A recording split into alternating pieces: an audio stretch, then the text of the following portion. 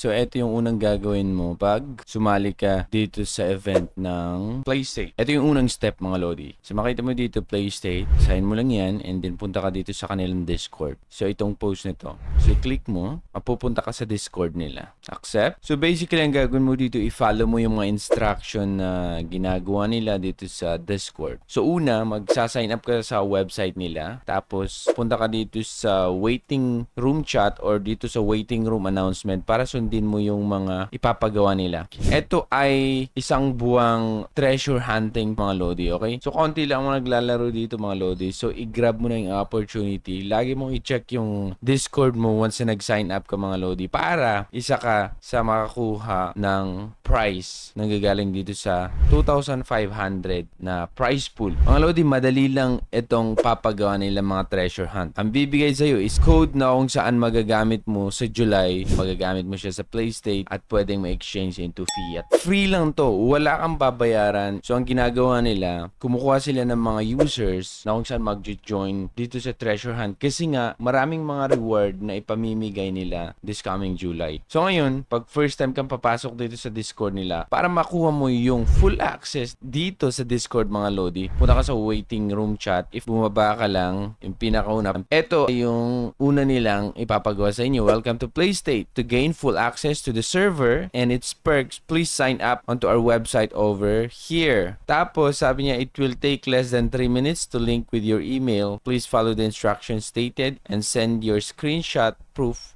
over to sign up proof. So, kung naka-create na kayo ng account nyo sa website nila, okay lang. Mag-join na lang kayo dun sa Discord. Tapos, i-screenshot nyo lang yung proof nyo na nakasali na kayo sa website nila. Once na meron ka ng account, kunin mo yung username mo dito. Okay? So, for example, ito sa akin, i-copy ko lang ganyan. Ito, kunin ko to. Okay? Copy username. Tapos pupunta ako dun sa account ko sa PlayState and then i-edit ko to.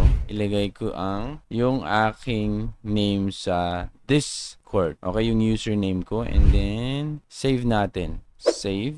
Ayan, success. Ngayon ang gagawin ko ngayon, i-screenshot ko siya. Okay? So, screenshot, eto lang. Ayan. Tapos, copy ko yan. Punta ako sa Discord. So, punta ako dito sa Discord. Tapos, sign up proof. Punta ka dyan. I-paste mo lang. And then, submit mo ganyan. Ayun, tapos na, okay? So, after mo nagawa ng Lodi, bibigyan ka na ng sign-up role at ituloy mo na yung gagawin mo bilang isang adventurer. So, ang mangyayari dito, once naka-sign up ka na sa kanilang website, bibigyan ka ng player's role, okay? At kung isa ka na nakakuha ng code after nitong treasure hunt nito mga Lodi, may malaking reward para sa iyo ang ibibigay nila. So, aside pa dyan sa $2,500 prize pool worth of USDT mga Lodi, meron din silang bricks na ipamimigay. Ito yung native token ng PlayState na kung saan gagamitin mo kung gusto mong bumili ng Genesis or yung mga NFTs nila dito sa PlayState. So, itong Genesis key na to, pwede ka ding makakuha nito kung makiparticipate ka dito sa kanilang Treasure X Hunt. Always nyo lang na i-check itong announcement nila kasi anytime pwede silang mag-start itong treasure hunt na to mga Lodi. Abang-abangan nyo. Maganda to Lodi, basta gawin mo lang